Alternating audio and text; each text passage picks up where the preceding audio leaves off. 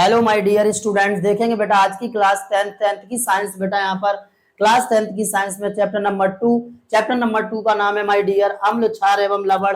देखिए अम्ल क्षार एवं लवण वाले चैप्टर में बेटा हम पार्ट 6 तक कंप्लीट कर लिए हैं। आज हमारा पार्ट नंबर कौन सा है बेटा? 7।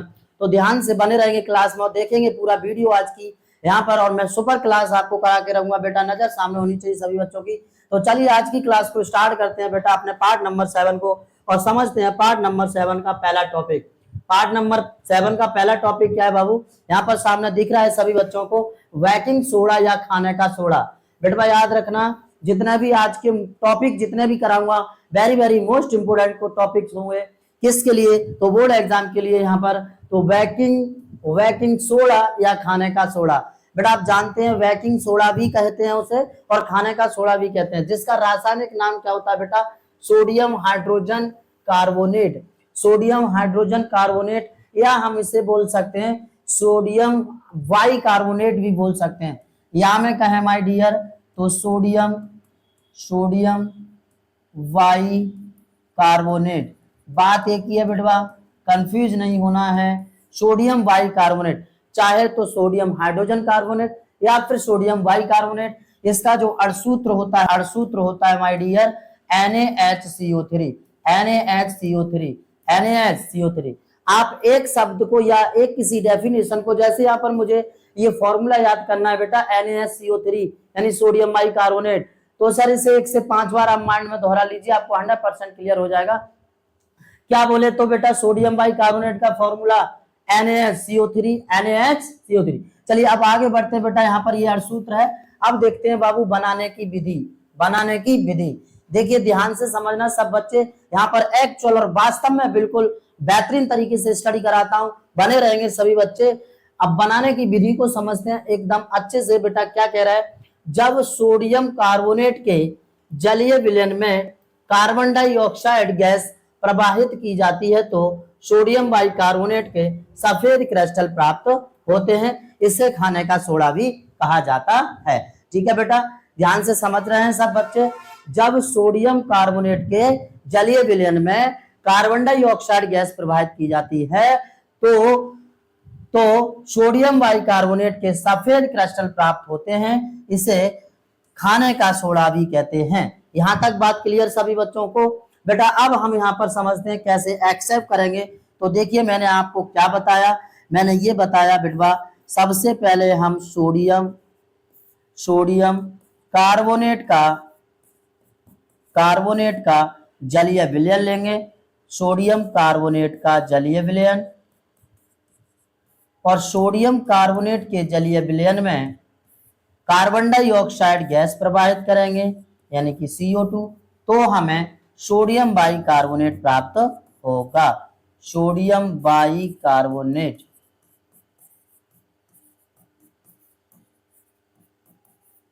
प्राप्त होगा। क्या सब बच्चों को समझ में आ रहा है बेटा? अब हम रिएक्शन के माध्यम से समझते हैं। देखिए Na2CO3, आप सब जानते हैं सोडियम कार्बोनेट का फॉर्मूला क्या होता है बेटा? Na2CO3 के जलीय विलयन मतलब H2O, और इसमें बेटा हम कर देंगे कार्बन डाइऑक्साइड को प्रवाहित। तो देखते हैं बेटा क्या प्राप्त हो जाएगा। यहाँ पर देखो Na2CO3 हमें जो प्राप्त करना है माय डियर, पहले वो लिख लो NaHCO3। अब रिएक्शन को संतुलित कर लेते हैं, तो यहाँ पर कर देते हैं 2 का मल्टीपल, क्योंकि Na का यहाँ 2 है, यहाँ पर भी Na का 2 हो गया। यहाँ पर देखो कार्बन कितना बेटा? 1 और 1 2, कार्बन 1 और 1 2, और यहाँ पर ऑक्सीजन 3, यहाँ पर बेटा 1 और 2 3, यहाँ पर भी हो गया बेटा 2 3 6। मतलब ये रिएक्शन हमारी हो गई फाइनल। सभी बच्चे बताओ क्या समझ में आया सर? एकदम सिंपल है बेटा, नजर सामने होनी चाहिए। जब सोडियम कार्बोनेट के जलीय विलयन में कार्बन डाइऑक्साइड गैस प्रवाहित की जाती है माय डियर, तो हमें क्या प्राप्त हो जाता है? तो खाने का सोडा प्राप्त हो जाता है, जिसका फॉर्मूला क्या है बेटा? NaHCO3। कोई दिक्कत यहाँ तक? चलिए इसे जल्दी से स्क्रीनशॉट लेते जाएंगे सब बच्चे। अब नेक्स्ट टॉपिक की ओर बढ़ते हैं बेटा। नेक्स्ट है हमारा यहाँ पर बेकिंग सोडा या खाने के सोडे के गुण। बेकिंग सोडा या खाने के सोडा के गुण यहाँ पर समझेंगे।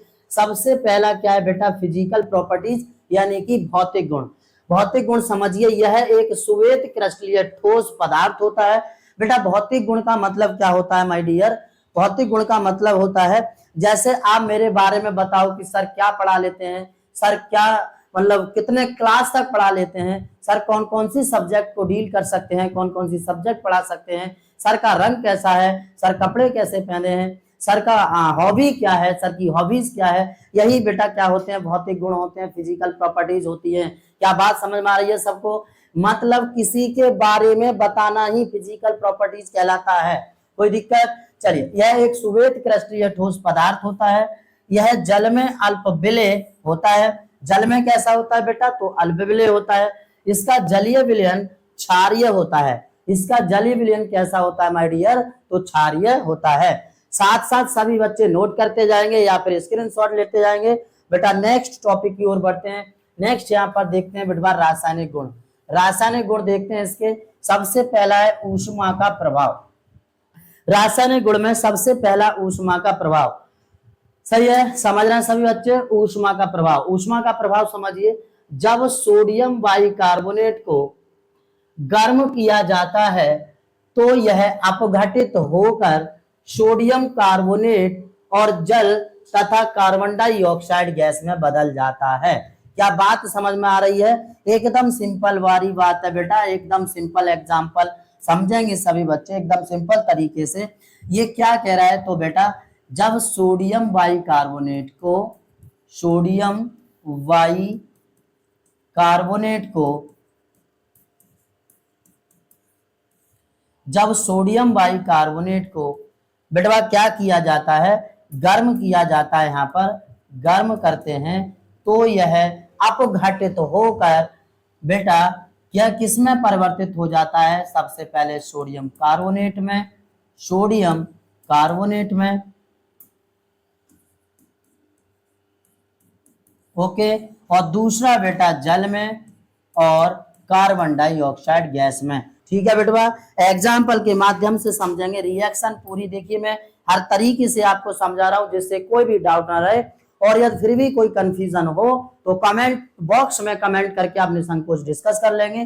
ठीक है बेटवा, देखेंगे यहाँ पर H2NaHCO3 को जब गर्म करेंगे तो बेटा ये जो चिन्ह देख रहे हैं ये गर्म का चिन्ह है, यहाँ पर डेल्टा का चिन्ह लगा देते हैं तो प्राप्त हो जाता है Na2CO3 प्लस H2O मतलब जल और प्लस कार्बन डाइऑक्साइड। क्या यहाँ तक समझ में आ गई सब बच्चों को बात?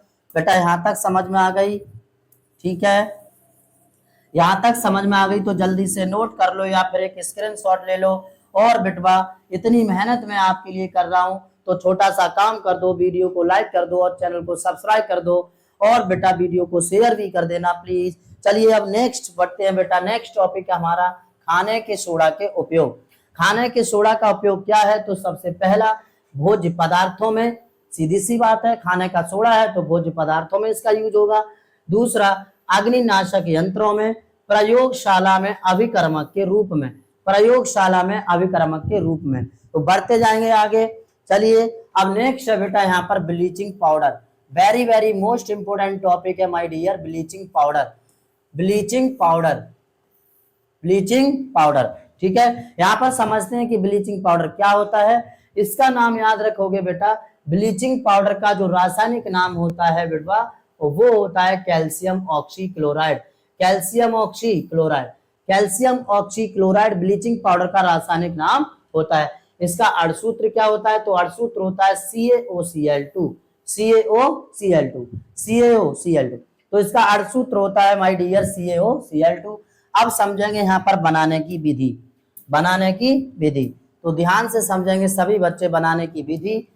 क्या कह रहा है बनाने की विधि में? तो बेटा जब बुझे हुए चूने की क्रिया क्लोरीन गैस के साथ कराई जाती है तो ब्लीचिंग पाउडर प्राप्त होता है। जब बुझे हुए चूने की क्रिया क्लोरीन गैस के साथ कराते हैं तो ब्लीचिंग पाउडर का निर्माण होता है। जैसे मैं आपको यहाँ पर बताऊं बेटा, बुझा हुआ चूना लेंगे, बुझा हुआ चूना, और बुझे हुए चूने की क्रिया क्लोरीन गैस के साथ कराएंगे तो हमें ब्लीचिंग पाउडर प्राप्त होगा। ठीक है, ब्लीचिंग पाउडर प्राप्त होगा। इतनी सी बात समझ रहे हैं सब बच्चे। चलिए अब रिएक्शन समझ लेते हैं कैसे रिएक्शन होगी। तो देखेंगे बेटा एग्जाम्पल के माध्यम से।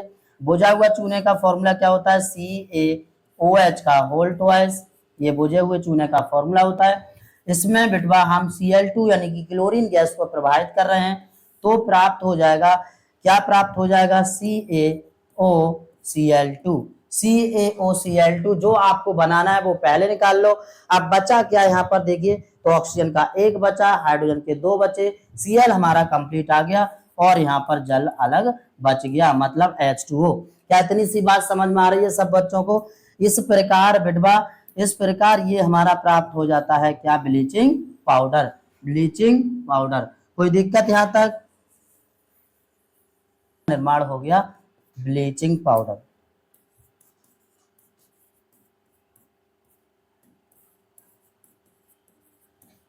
ठीक है भाई, ब्लीचिंग पाउडर सही है। एनी प्रॉब्लम, समझ गए सब बच्चे, तो आराम से आप समझ गए होंगे ब्लीचिंग पाउडर का रासायनिक नाम क्या होता है माय डियर, कैल्शियम ऑक्सीक्लोराइड। इसका अर्धसूत्र CaOCl2 होता है।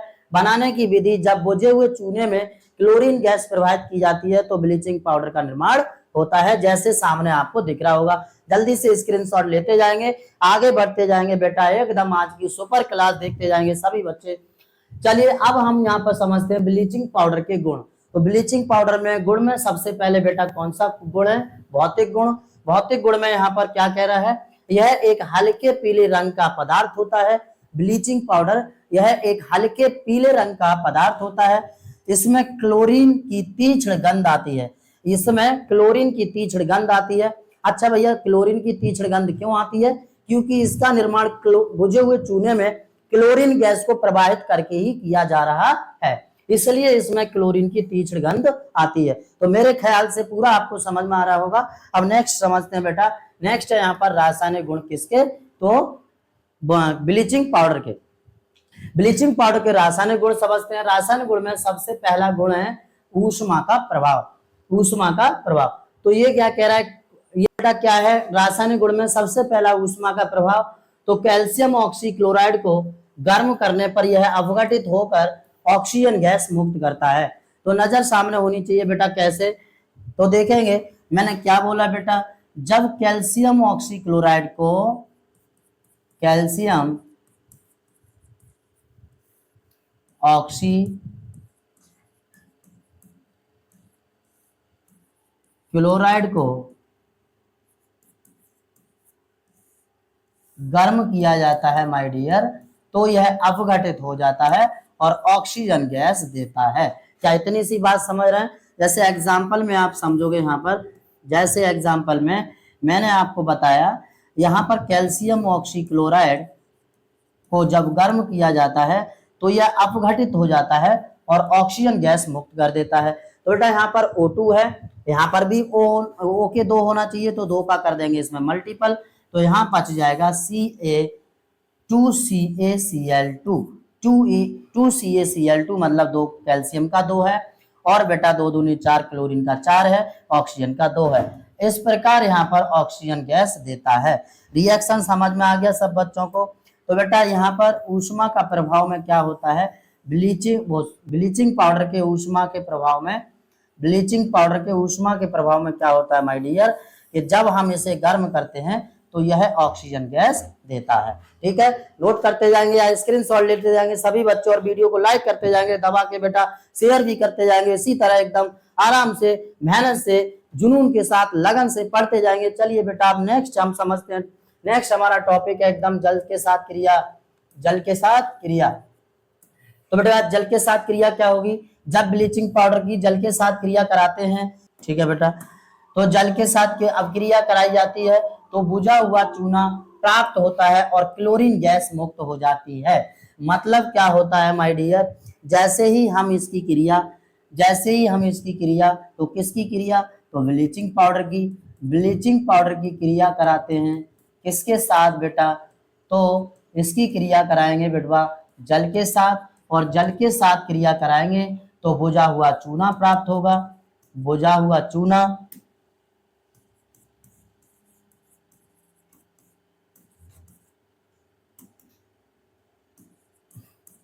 ठीक है, और यहाँ पर क्लोरीन गैस मुक्त हो जाएगी। क्या इतनी सी बात समझ में आ रही है सब बच्चों को? और यदि इतनी सी बात समझ में आ रही है तो बेटा रिएक्शन ध्यान से समझ लेना। एग्जाम्पल एग्जाम्पल क्या है यहाँ पर? तो ब्लीचिंग पाउडर CaOCl2 प्लस जल के साथ क्रिया कराएंगे तो हमें प्राप्त होगा बुझा हुआ चूना CaOH का whole twice plus Cl2 gas मुक्त हो जाएगी। बेटा रिएक्शन को संतुलित कर लो। क्या रिएक्शन संतुलित है? Ca का 1 ऑक्सीजन का 2 हाइड्रोजन का 2। तो यहाँ पर बेटा हाइड्रोजन का 2 है, यहाँ पर भी हाइड्रोजन का 2 है। ऑक्सीजन का देख रहे हैं, यहाँ 1 और 1 2 हो गया, यहाँ 2 हो गया और क्लोरीन गैस हमारी मुक्त हो गई। मतलब रिएक्शन हमारी संतुलित है, एकदम कंप्लीट है। समझ में आ गया बेटवा? रिएक्शन को ध्यान से समझना, अब क्रिया को जरूर अच्छे से समझ लेना। और बेटा आप इस थ्योरी विद रिएक्शन समझते हैं तो आपके बोर्ड एग्जाम में कोई भी नंबर काटने वाला नहीं होगा, आपके पूरे नंबर आएंगे। चलिए, यदि आपको पूरे नंबर लेने हैं तो बेटा एकदम ईमानदारी के साथ पढ़ाई करनी पड़ेगी विद कॉन्सेप्ट के। अब आगे नेक्स्ट बढ़ते हैं बेटा यहाँ पर अम्लों से अवक्रिया। अम्लों से अवक्रिया क्या है? अम्लों से अवक्रिया यह तनु सल्फ्यूरिक अम्ल से क्रिया करके कैल्शियम सल्फेट और कैल्शियम क्लोराइड और हाइपोक्लोरस अम्ल बनाते हैं। बेटा यहाँ पर क्या होता है? यह जो CaOCl2 है मतलब ब्लीचिंग पाउडर तनु सल्फ्यूरिक अम्ल से क्रिया करता है तो कैल्शियम सल्फेट बनाता है और कैल्शियम क्लोराइड तथा हाइपोक्लोरस अम्ल बनाता है। इतनी बात समझ में आ रही है? अब रिएक्शन को समझते हैं बेटा कैसे। तो यहाँ पर मैंने आपसे बताया जब ये ब्लीचिंग पाउडर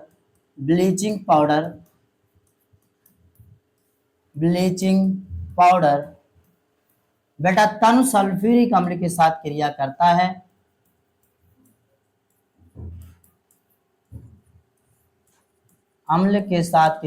है तो कैल्शियम सल्फेट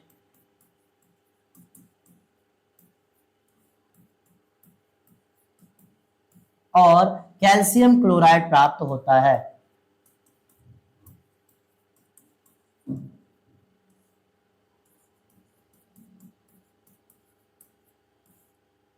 ठीक है, तथा हाइपोक्लोरस अम्ल बनाता है। इतनी बात समझ में आ रही है?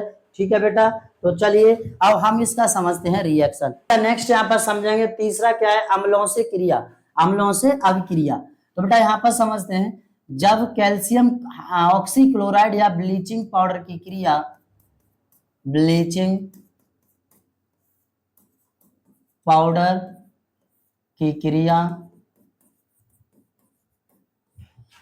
तनु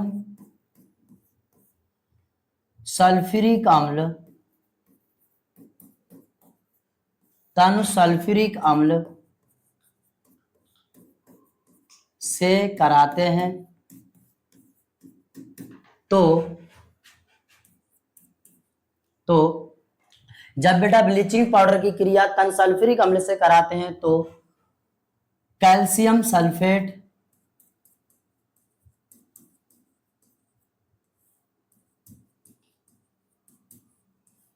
और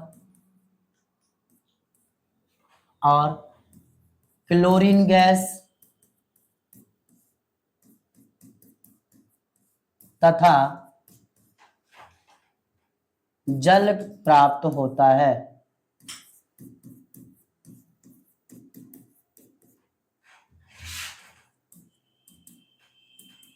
क्या इतनी बात समझ में आ रही है सब बच्चों को? बेटा जब ब्लीचिंग पाउडर की क्रिया तन सल्फ्यूरिक अम्ल के साथ कराते हैं तो हमें क्या प्राप्त होगा? हमें प्राप्त होगा कैल्शियम सल्फेट, क्लोरीन गैस और जल प्राप्त होगा। ठीक है, जैसे यहाँ पर एग्जाम्पल के तौर पर समझेंगे माय डियर। एग्जाम्पल क्या होगा? तो देखिए मैं आपको बताऊं CaOCl2 क्या है? यहाँ पर CaOCl2 है बेटा क्या? कैल्शियम ऑक्सीक्लोराइड और प्लस हम इसकी क्रिया करा रहे हैं किसके साथ? तो तनु मतलब डाइल्यूट H2SO4 के साथ। तो बेटवा यहाँ से ये जो आप CA देख रहे हैं नेक्स्ट पेन से यूज करके आपको बता रहा हूँ। CA है, CA इस SO4 से क्रिया करेगा, बना लेगा CaSO4 यानी कैल्शियम सल्फेट।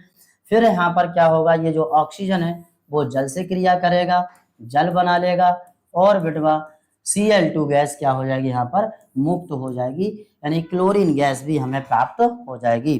ठीक है, यहाँ तक कोई दिक्कत? समझ गए सब बच्चे? ये जो कंपाउंड है ये कौन सा है बेटा? तो याद रखना कैल्शियम सल्फेट, कैल्शियम सल्फेट। और इस प्रकार हमारी रिएक्शन कंप्लीट हो जाती है। चलिए इसका भी एक स्क्रीनशॉट लेंगे, आगे बढ़ेंगे बेटा। नेक्स्ट यहाँ पर क्या है? चौथा है कार्बन डाइऑक्साइड के साथ अभिक्रिया। चौथा कार्बन डाइऑक्साइड के साथ अभिक्रिया। तो बेटा लिखा हुआ है यहाँ पर, आप देख सकते हैं कि जब ब्लीचिंग पाउडर के साथ क्रिया कराई जाती है किसकी? कार्बन डाइऑक्साइड की, तो कैल्शियम कार्बोनेट और क्लोरीन गैस प्राप्त होती है। जब बेटा ब्लीचिंग पाउडर की क्रिया कार्बन डाइऑक्साइड के साथ कराई जाएगी तो हमें क्लोरीन गैस और कैल्शियम कार्बोनेट प्राप्त होगा। ठीक है, जैसे यहां पर मैं रिएक्शन में आपको बताऊं, जैसे एग्जाम्पल में ब्लीचिंग पाउडर CaOCl2 की क्रिया करा रहे हैं किसके साथ बेटा? कार्बन डाइऑक्साइड के साथ। तो यहाँ पर कैल्शियम कार्बोनेट मतलब CaCO3 प्लस CaCO3, यहाँ पर देख रहे हैं बेटा ये जो CaO है, यहाँ पर ये जो CaO है ये इस O2 मतलब ऑक्सीजन से क्रिया करके CaCO3 बना लिया, मतलब ये कौन सा कंपाउंड है? तो कैल्शियम कार्बोनेट। ठीक है बेटा, कैल्शियम कार्बोनेट, कैल्शियम कार्बोनेट प्राप्त हुआ। और यहाँ पर अब बचा क्या? तो ये बचा हमें CaCO, ये पूरा क्रिया करेगा CO2 और बच जाएगा क्लोरीन गैस, तो ये क्लोरीन गैस मुक्त हो जाएगी। कोई दिक्कत यहाँ तक?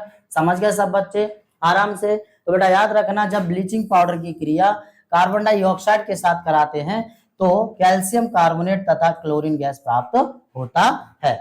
चलिए जल्दी से स्क्रीनशॉट लेते रहेंगे बेटा सभी बच्चों और आगे बढ़ते रहेंगे। एकदम ध्यान से नजर सामने होनी चाहिए सभी स्टूडेंट्स की। बेटा अब ये क्या कह रहा है नेक्स्ट स्लाइड में, यहाँ पर हम समझते हैं ब्लीचिंग पाउडर के उपयोग। बेटा ब्लीचिंग पाउडर के उपयोग क्या क्या है? तो सबसे पहला, इसका उपयोग कपड़ों, पेपर आदि के भंजन में किया जाता है। दूसरा, इसका उपयोग जल को स्वच्छ बनाने में अर्थात जीवाणु के नाशक के रूप में किया जाता है। तीसरा पॉइंट, क्लोरोफॉर्म बनाने में। चौथा, सैलून की दुकान में ब्लीच करने के रूप में किया जाता है। ठीक है, तो सैलून की दुकान में ब्लीच करने के रूप में भी इसका यूज किया जाता है। यहाँ तक कोई दिक्कत? चलिए अब नेक्स्ट आगे बढ़ते हैं बेटा। नेक्स्ट है बेटा प्लास्टर ऑफ पेरिस। ये ध्यान से समझिए, ये topic very very most important topic है बेटा हमारी क्लास का, तो इसे ध्यान से समझेंगे सभी बच्चे। प्लास्टर ऑफ पेरिस मतलब इसका नाम क्या है शॉर्ट में बोले तो पीओपी, शॉर्ट में पीओपी। पी मतलब प्लास्टर, ओ मतलब ऑफ और पी मतलब पेरिस, तो प्लास्टर ऑफ पेरिस। इसका रासायनिक सूत्र क्या होता है? तो सामने लिखा हुआ है CaSO4 1/2 into H2O, CaSO4 into 1/2 H2O। ये होता है बेटा किसका फॉर्मूला? तो प्लास्टर ऑफ पेरिस का मतलब पीओपी का। कोई दिक्कत? ये रासायनिक सूत्र है। अब यहाँ पर हम समझते हैं इसका रासायनिक नाम, कैल्शियम सल्फेट हेमीहाइड्रेट। इसका रासायनिक नाम क्या होता है माय डियर?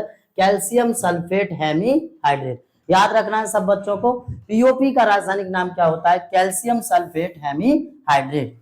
ठीक है, आगे बनाने की विधि समझते हैं। बनाने की विधि में क्या होता है? तो नजर सामने होनी चाहिए सब बच्चों की, समझेंगे बेटा इसकी बनाने की विधि। वेरी वेरी मोस्ट इंपोर्टेंट है इसके बनाने की विधि, क्योंकि खासकर करके बोर्ड एग्जाम में पूछ लेता है कि प्लास्टर ऑफ पेरिस को बनाने की विधि, प्लास्टर ऑफ पेरिस की बनाने की विधि समझाइए। तो यहाँ पर क्या कह रहा है बनाने की विधि में? जब जिप्सम को निश्चित तापमान पर गर्म करके प्राप्त किया जाता है। बेटा हम यहाँ पर क्या करते हैं? जिप्सम लेते हैं और जिप्सम को लगभग 120 डिग्री सेल्सियस तापमान पर गर्म करते हैं, फिर हमें प्लास्टर ऑफ पेरिस प्राप्त हो जाता है।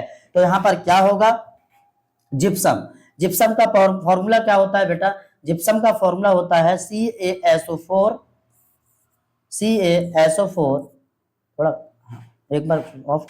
तो बेटा यहाँ पर समझेंगे हमने क्या बताया, जिप्सम को मतलब CaSO4 और N2 2H2O, ये जिप्सम का फॉर्मूला है बेटा। तो जिप्सम को लगभग 120 डिग्री सेल्सियस तापमान पर गर्म करते हैं और जैसे ही इसे 120 डिग्री सेल्सियस तापमान पर गर्म करते हैं तो हमें प्राप्त होता है क्या, प्लास्टर ऑफ पेरिस। तो CaSO4 इंटू 1/2H2O और बच जाएगा बेटा 2H2O में से 1/2H2O निकालो तो यहाँ पर 3/2H2O बच जाएगा। कोई दिक्कत यहाँ तक समझ गए? तो एकदम सिंपल है, ध्यान से समझना है और याद रखना है, जब जिप्सम को 120 डिग्री सेल्सियस पर गर्म किया जाता है, 120 डिग्री सेल्सियस तापमान पर गर्म किया जाता है तो हमें पीओपी प्राप्त होता है, मतलब प्लास्टर ऑफ पेरिस प्राप्त होता है। तो ये रिएक्शन बेटा आप कभी नहीं भूलेंगे, ध्यान से इसका रिवाइज कर लेंगे जिससे कि बोर्ड एग्जाम के लिए आपका बिल्कुल क्लियर हो जाए ये टॉपिक। और बोर्ड एग्जाम के लिए वेरी वेरी मोस्ट इंपोर्टेंट है बेटा ये टॉपिक, कौन सा, तो प्लास्टर ऑफ पेरिस का। ठीक है, कोई दिक्कत यहाँ तक? अब नेक्स्ट समझते हैं हम यहाँ पर पीओपी के गुण। पीओपी के गुण में सबसे पहला आ जाता है बेटा भौतिक गुण। भौतिक गुण में क्या है तो यहाँ पर समझेंगे, यह सफेद रंग का चूर्ण होता है, यह जल में अम्लीय होता है। यह कैसा होता है बेटा, तो सफेद रंग का चूर्ण होता है और यह जल में अम्लीय होता है। तो ये इसके फिजिकल प्रॉपर्टीज है। नेक्स्ट हम समझते हैं रासायनिक गुण। बेटा रासायनिक गुण पीओपी के, तो सबसे पहला यहाँ पर जो केमिकल प्रॉपर्टीज है वो हमारा ऊष्मा का प्रभाव। ऊष्मा के प्रभाव में समझेंगे, जब पीओपी को 120 डिग्री सेल्सियस तापमान पर गर्म किया जाता है, जब पीओपी को 120 डिग्री सेल्सियस तापमान पर गर्म किया जाता है तो कैल्शियम सल्फेट प्राप्त होता है। तो कैल्शियम सल्फेट प्राप्त होता है। ठीक है, इतने में कोई दिक्कत यहां तक? चलिए अब हम यहां समझ लेते हैं इसकी रिएक्शन। जैसे बेटा हम यहाँ पीओपी का फॉर्मूला CaSO4 इंटू 1/2H2O। बेटा इसे हम 120 डिग्री सेल्सियस तापमान पर गर्म करेंगे तो हमें कैल्शियम सल्फेट प्राप्त होगा, मतलब CaSO4 प्राप्त होगा और प्लस 1/2H2O बाहर निकल जाएगा। क्या इतनी बात समझ में आ रही है बेटा सबको? एकदम सिंपल सी रिएक्शन है बाबू। क्या कहा, तो इसका रासायनिक गुण में मतलब ऊष्मा के प्रभाव में जब हम प्लास्टर ऑफ पेरिस को 120 डिग्री सेल्सियस तापमान पर गर्म करते हैं तो कैल्शियम सल्फेट प्राप्त होता है और जल की अणुएं बाहर निकल जाती हैं। ठीक है, यहाँ तक क्लियर सब बच्चों को? चलिए जल्दी से एक स्क्रीनशॉट ले लीजिए बेटा और वीडियो को लाइक भी करते रहिए, चैनल को सब्सक्राइब भी कर लीजिए। मैं आपके लिए बहुत ही मेहनत कर रहा हूँ, आप मेरे लिए छोटा सा ये काम कर सकते हैं, वीडियो को लाइक कर सकते हैं प्लीज, और वीडियो को शेयर भी करते रहेंगे माय डियर। चलेंगे अब नेक्स्ट स्लाइड में पहुंचेंगे बेटा जल से अवक्रिया। जल से अवक्रिया क्या होगी यहाँ पर समझेंगे, एक मिनट। क्रिया, तो जब पीओपी की जल से क्रिया कराई जाती है तो जिप्सम प्राप्त होता है। बेटा जब पीओपी की जल से क्रिया कराते हैं माय डियर तो क्या प्राप्त होता है, जिप्सम प्राप्त होता है, मतलब CaSO4 इंटू 1/2H2O। बेटा इसकी क्रिया जब जल से कराएंगे और यहाँ पर भी जल जो होगा वो 3/2 होगा, क्योंकि यहाँ ये 1/2 है, 3/2H2O और इसकी जल से क्रिया, ये जल है, जब इससे क्रिया कराएंगे तो हमें यहाँ पर प्राप्त हो जाएगा CaSO4 इंटू 2H2O। कोई दिक्कत यहाँ तक? ये हमें प्राप्त हो गया बेटा क्या, जिप्सम।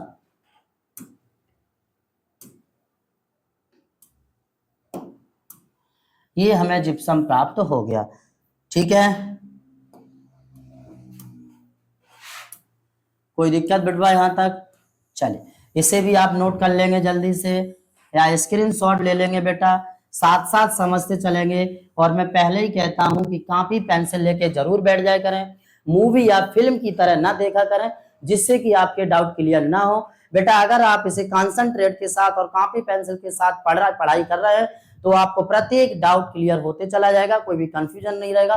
तो मेरा तो यही कहना होगा कि आप पढ़ाई करो एकदम लगन के साथ। चलिए तो अब नेक्स्ट आगे बढ़ते हैं बेटा यहाँ पर पीओपी के उपयोग। तो पीओपी के उपयोग क्या है, तो सबसे पहला है बेटा यहाँ पर इसका उपयोग टूटी हुई हड्डी को जोड़ने के लिए प्लास्टर चढ़ाने के रूप में किया जाता है। मतलब जब हड्डी टूट जाती है तो इसके हड्डी को जोड़ने के लिए उसके बाजू या कहीं की हड्डी टूटी है उसके ऊपर प्लास्टर चढ़ाने के रूप में किया जाता है। ठीक है, तो लिखा हुआ है इसका उपयोग टूटी हुई हड्डी को जोड़ने के लिए प्लास्टर चढ़ने में किया जाता है। दूसरा, इसका उपयोग मूर्तियों व खिलौनों के निर्माण में किया जाता है और मूर्तियों को चिकना करने में भी इसका उपयोग करते हैं, उनकी सजावट के लिए। बेटा आगे है नेक्स्ट तीसरा, दंत चिकित्सा के रूप में भी इसका उपयोग होता है। दंत चिकित्सा के रूप में भी इसका उपयोग किया जाता है या फिर होता है। दीवारों को चिकना कर बनाने में भी इसका उपयोग होता है। पीओपी आपने देखा होगा, दीवारों पर जो पीओपी होता है जो मिस्त्री लोग करते हैं, वो भी हमारा क्या होता है, दीवारों को चिकना करता है। कौन? तो पीओपी। तो याद हो गया होगा यहाँ पर पीओपी कैसे, पीओपी क्या है, पीओपी का फुल फॉर्म क्या है, पीओपी का रासायनिक नाम क्या है, पीओपी का अर्धसूत्र क्या है, पीओपी को बनाने की विधि कैसे है, पीओपी को कैसे बनाएं, और पीओपी के भौतिक गुण, पीओपी की रासायनिक गुण, और ये है बेटा पीओपी के हमारे यहाँ पर उपयोग। तो पूरा मैंने आपके साथ डिटेल डिस्कस किया आज का ये हमने लेक्चर, और इस लेक्चर में आज हमारा चैप्टर क्लोज हुआ, पूरा कंप्लीट चैप्टर हुआ, चैप्टर आज हमारा फिनिश हो गया। तो पूरा एक बार वीडियो को रिवाइज कर लेंगे शुरू से एंड तक, गारंटी के साथ, यकीन के साथ कह सकता हूं कि आपको प्रॉपर तरीके से समझ में आएगा। तो बेटा वीडियो को लाइक कर देंगे, प्लीज चैनल को सब्सक्राइब कर देंगे और वीडियो को शेयर भी कर देंगे। देखिए मैं आपके लिए कितनी मेहनत कर रहा हूं, तो आप मेरे लिए छोटा सा काम जरूर कर देंगे। चलिए और पढ़ते रहेंगे एकदम सभी बच्चे एकदम मन से। यदि आपको अपने माँ बाप का नाम रोशन करना है तो बेटा पढ़ाई तो जरूर करना है और एकदम सुपर तरीके से स्टडी करते रहिए आप, क्योंकि आप सबको पता है कि माँ बाप हर किसी बच्चे के बड़ा मेहनत से अपने बच्चे को पढ़ाते हैं, जी जान से पढ़ाते हैं। तो उन्हें धोखा मत दीजिए और समय को धोखा मत दीजिए, समय को समझिए और समय के साथ बेटा पढ़ाई कीजिए एकदम मन से, और माँ बाप की आज्ञा का और गुरु की आज्ञा का पालन जरूर कीजिए और उनका नाम रोशन कीजिए। आज के लिए इतना ही, धन्यवाद, जय हिंद। काटो बेटा।